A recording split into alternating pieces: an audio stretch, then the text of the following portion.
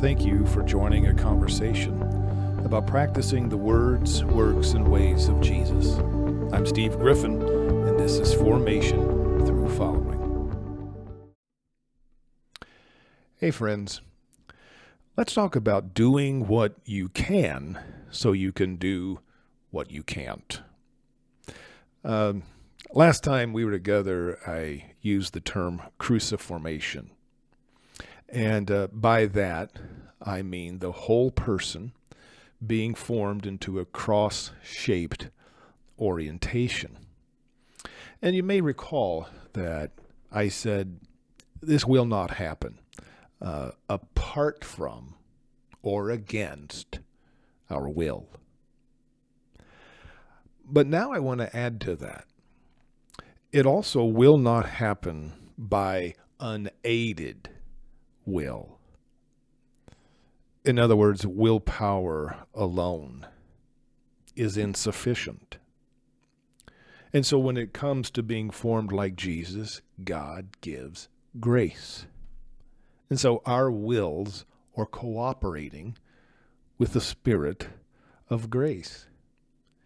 And it is ultimately, it's the Holy Spirit who enables us to do what we could never do on our own. Grace changes us.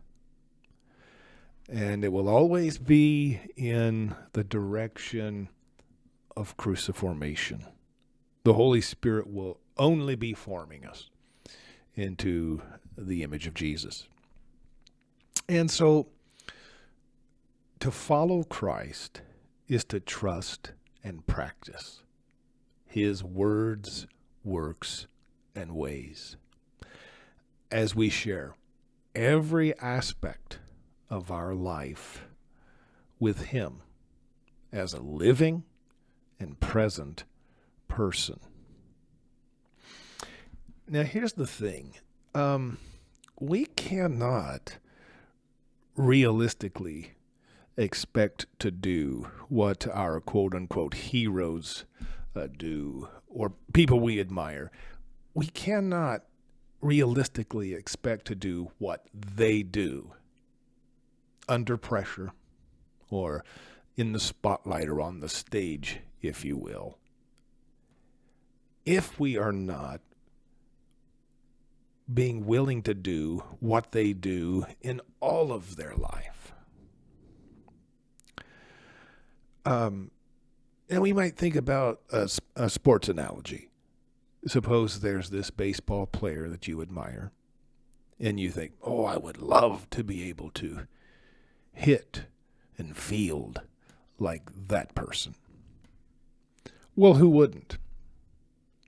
But if you're going to be able to be anything remotely, even in the vicinity of this person, you can't just walk out onto the field during a game and do that. Even that person you admire doesn't do that.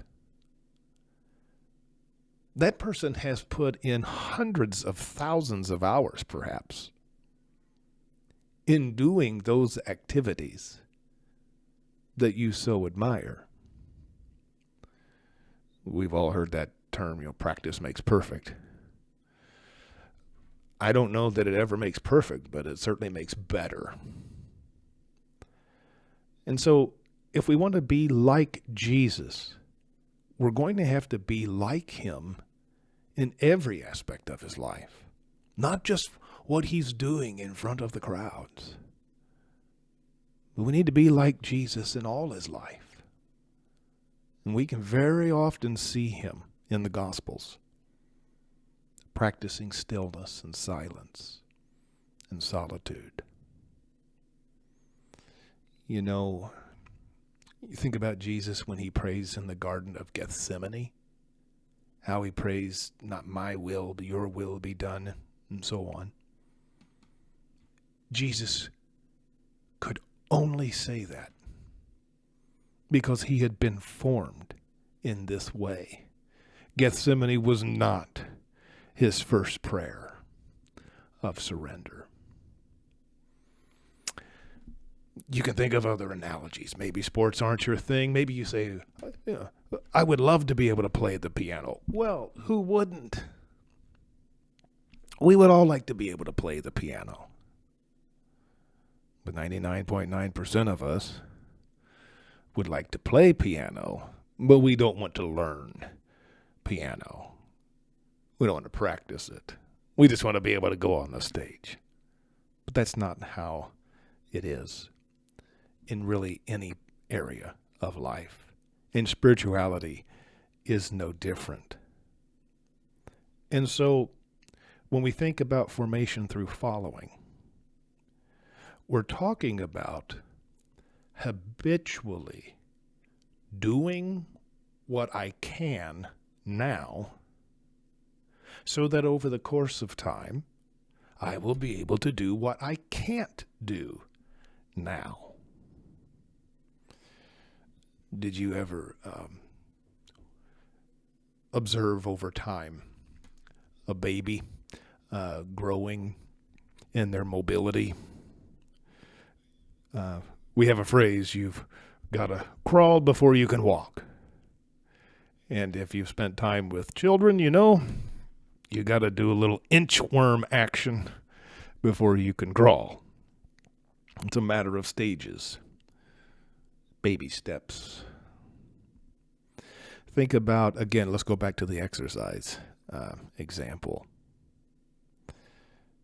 Suppose you set a goal. You've never lifted weights in your life. And you say, I want to be able to bench press 250 pounds. Well, what you're not going to do is lay down on a bench and throw up 250 pounds. That's what you're not going to do. You have to start lighter. You do what you can do now. Maybe that's 90 pounds. And you keep doing that. And you keep adding weights. And in time, through practice,